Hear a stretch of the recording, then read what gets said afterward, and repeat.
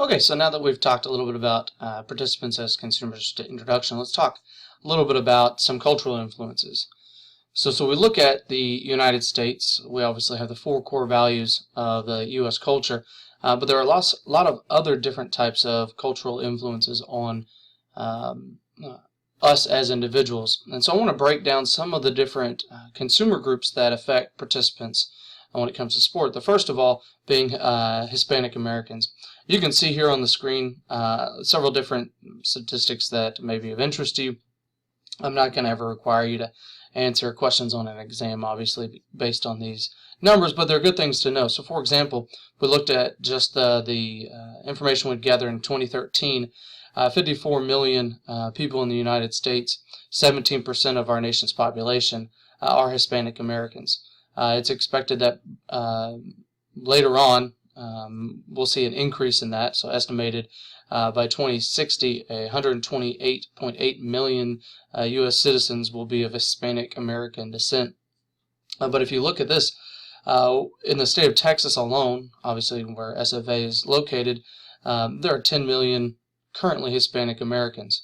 Compare that to Mexico. There's 120 Hispanic Americans. So it's 1/12 of the population of Mexico lives in the state of Texas. So obviously this is a very large group that is growing. The one thing that will be a recurring theme as you look at several of these different cultures is how you cannot lump every person in a certain culture into the same types of understanding of who they are. So for example, they're not homogeneous in nature at all, which means they're not the same.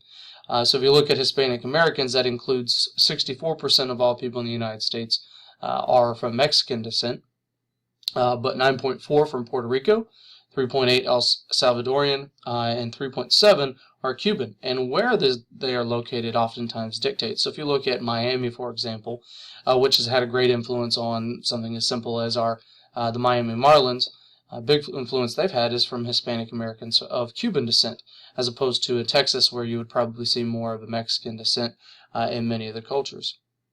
So there's a lot of things to understand. The important difference is that not every person from a certain culture behaves in the same way, and you can't say Hispanic Americans as a whole.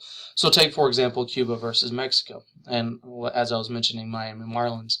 One thing that they had interesting happen when they developed their brand was they rebranded from the Florida Marlins to the Miami Marlins. A lot of that included color changes, included staff changes. For example, one of them was Ozzie Guillen, which, if you know who Ozzie Guillen is, he was their head baseball coach, or general manager is what they call it. And he was of Hispanic American descent, not Cuban, but Hispanic American.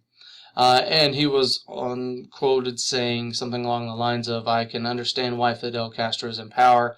The way that came across to a lot of Cuban Americans, who are all typically exiled from Cuba, was a big deal. And so there's a lot of backlash. Eventually he was let go.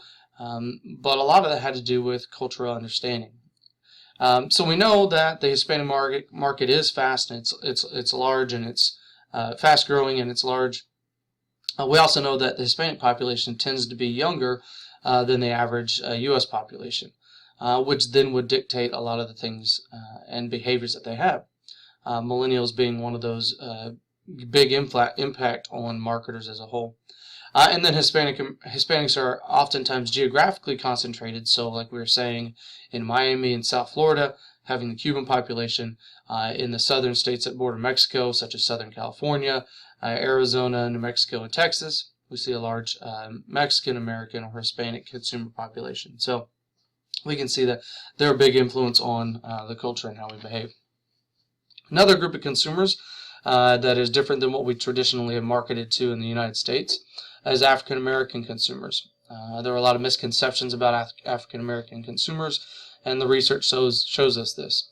So how can we better understand this consumer group? Well, household income and education levels are rising for African American consumers. We also can see that not all African American consumers within the market behave the same way, and so you can say that African American market is not homogeneous. We know that there are differences in how they consume both sport as well as other related products. There may be subtle differences, but they're very important differences. We also can see that family structures may differ in African American consumers. These differences and preferences can be based on different things such as clothing, music, cars, and a lot of other different products, and that influences how they behave and the way they think. Another consumer group is Asian Americans. Asian Americans are typically, as you can see, the recurring theme, they're not homogeneous. In other words, they are not all the same. Asian Americans have different challenges that are similar to, but are different in that of reaching Hispanic Americans, and that there are so many different cultural diverse groups.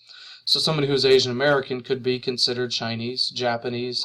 A lot of people don't realize this, but people from India and surrounding countries are also considered Asian. Koreans, Filipinos, Vietnamese, all of them having their own rich traditions and history. So one thing that sport has done is the globalization of sport has been able to do is increase popularity of certain sports, such as basketball. And so I want to show you a quick video, and I've linked this video on D2L as well, so you can find it. But the video will be of NBA China and what they have done. Sorry, there's a commercial before it I thought I'd fixed, so give me 1 second.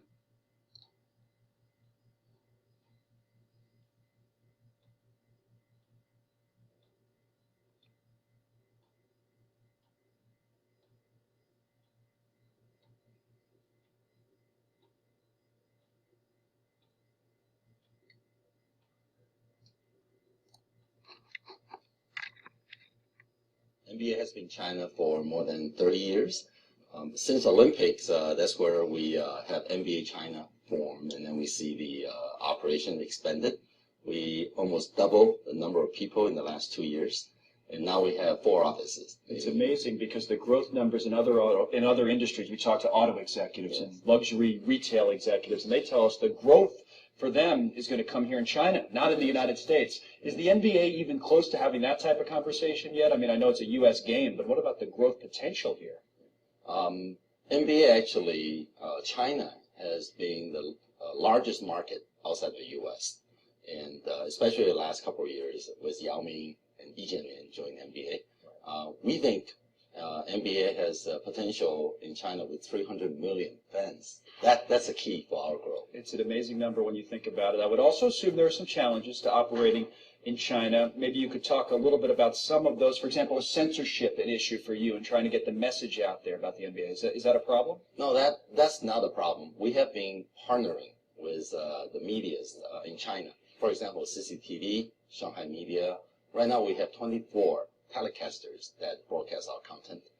Sports is always a neutral thing, right? We promote understanding, and then people love sports, so we don't see a problem. So you don't have an issue maybe where another business might. I think you're an interesting person to talk to, just generally speaking, because of your background, to give us an idea of what really happens here in China. You used to head up Microsoft's operations in China. So what sense do you get about the economy here right now? Some say it's overheating. Some say the growth will continue. What do you say?